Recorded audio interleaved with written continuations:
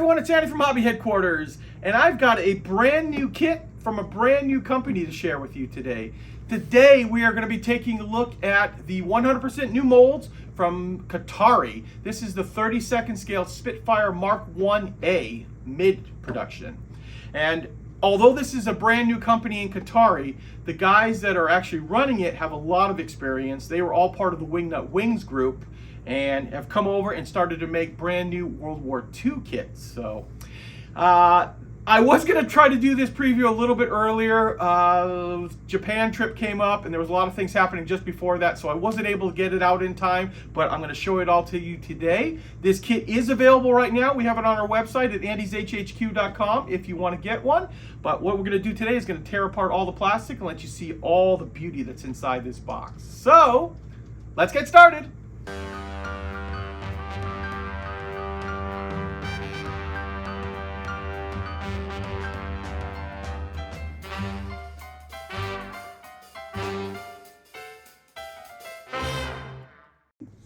Here we are, guys. Here is the box with the box art on it from the new Kotare 32nd scale Spitfire Mark 1A mid. As you can see here, it's some really nice looking box art here. It looks like to be an oil painting. And at least one of the set of decals inside here will be Kiwi markings or New Zealand markings on it, as you would expect, considering the guys from that started this company up are from New Zealand. So let's tear right into it and start looking at the plastic. Okay, here we are. Here's our first sprue for this brand new kit. And as you can see here, we've got the main part of the fuselage and parts of the tail. And what I'll do here is you can see the whole thing. Now we'll zoom in and let you look closely at the different parts on here. Turn it around.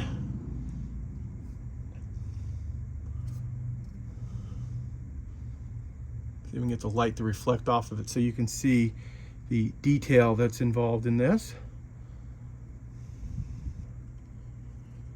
Looks like it's got a filler for the spine here with that piece that'll plug right in here, which I admit I am not a Spitfire expert, but usually if there's a filler piece like that, that means that there are other variants along the way to change things up. So we've got our tail surfaces here and the rudders, flaps, all that kind of stuff.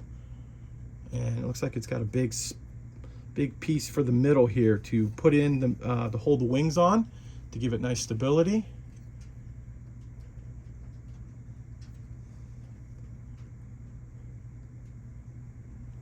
Very nice looking.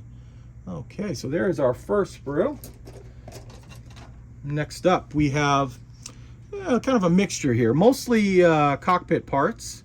And you can see here we've got the inside walls of the cockpit here that have all this extra detail on it. So we've got like the oxygen bottles, some of the other little accessories on there. Those look really nice. And you see they're designed to fit obviously inside the fuselage because they're just smooth back.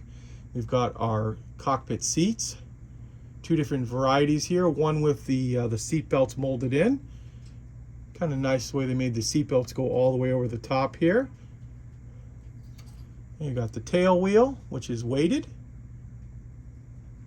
And here is big important thing, the instrument panel. How does that look? And that looks really nice on it there. Nice bezels.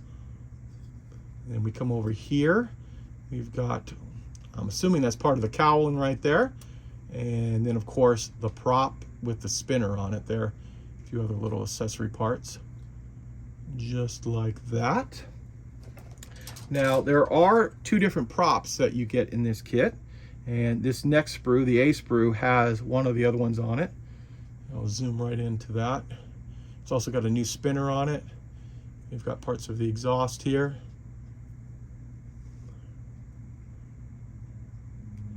Here are the main landing gear wheels, weighted.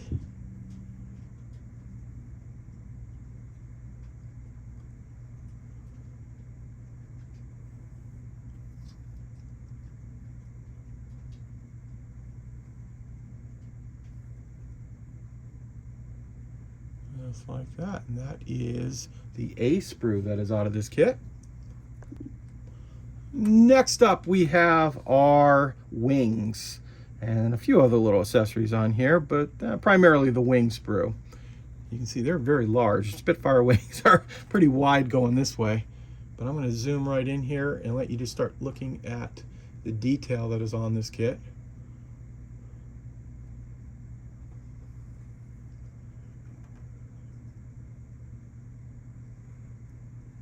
Jump down to the bottom.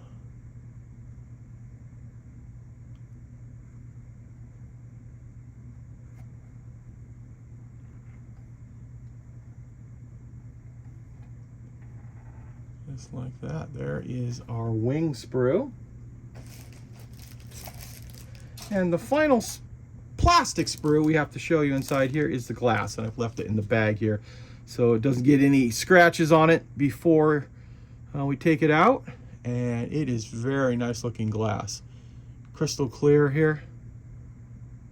Yeah, very, very nicely done. Let's try to zoom in as close as I can.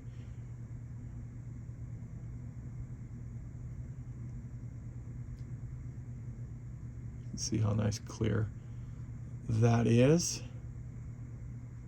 And of course there's a few other little parts on here that are done in clear.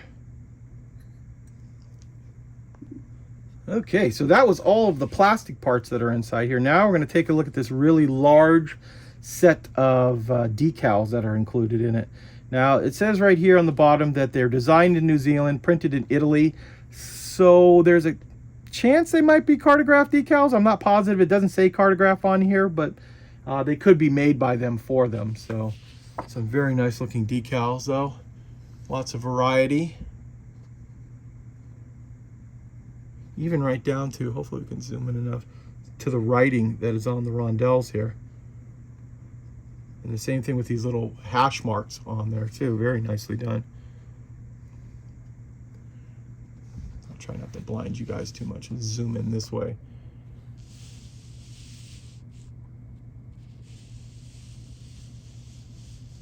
There we go. There's a nice look at all of the decals that come inside here. And finally, I'm going to show you the instructions and give you an idea of how the kit actually goes together and what steps you'll need to take.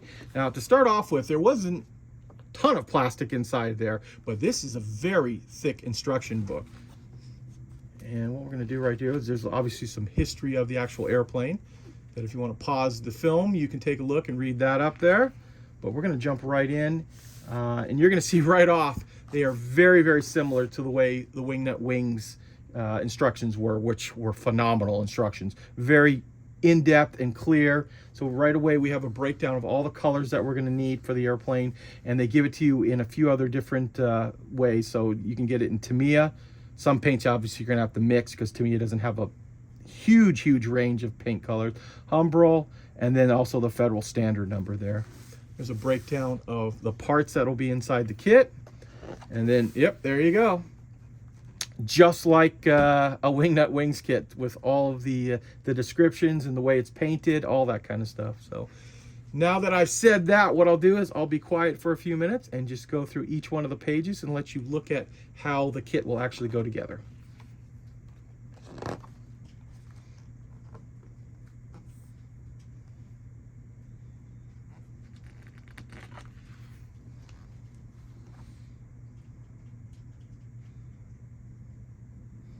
And I know I said I wasn't going to talk, but I'm going to on this. I do like the fact that they've included these little insets with some identity markers on it and telling you a little information about the real airplane. That's always very helpful when you're building a nice kit like this.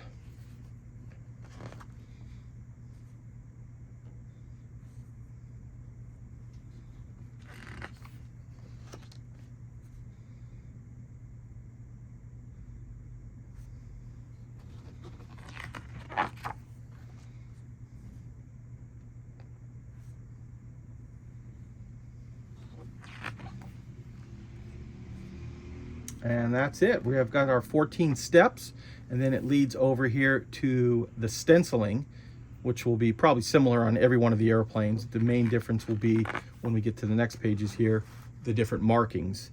And this is really nice. So here we have the markings that come inside the kit, but then they actually are showing you the real airplane. And this one had a bad day right here. That one's all shot up there.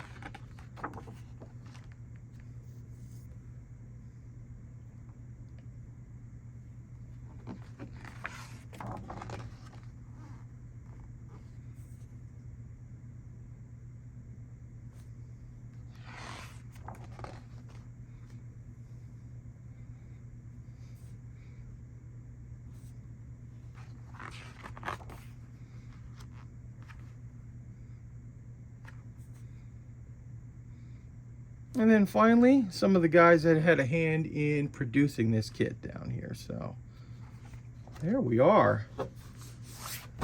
So there is a look at the brand new Kotare kit, the 32nd scale Spitfire Mark 1A mid.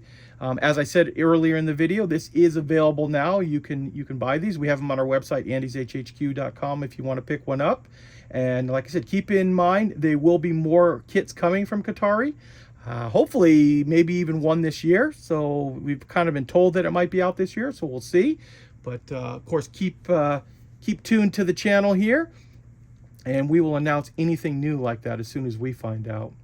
So there you go, guys. I want to take this opportunity to thank you as always for watching, and please stay tuned because I have many more videos coming.